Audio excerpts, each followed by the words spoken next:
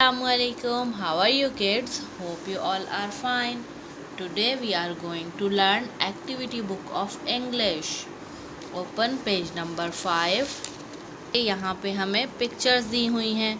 अब हमने इन पिक्चर्स का इनिशियल साउंड पहचान कर लिखना है. ये क्या है?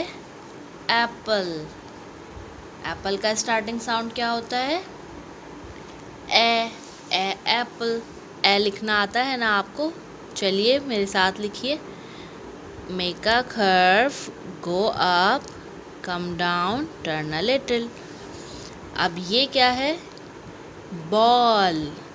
बॉल. बॉल का स्टार्टिंग साउंड क्या है? बॉल. ब लिखते हैं.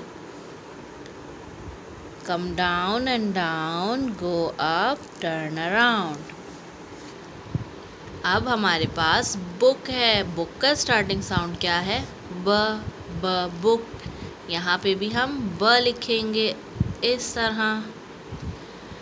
अब हमारे पास एंट है. एंट के स्टार्टिंग में क्या साउंड आ रहा है? एंट. यहाँ हम ए लिख देते हैं. अब हमारे पास है बेल. बेल. बेल का स्टार्टिंग साउंड क्या है? ब.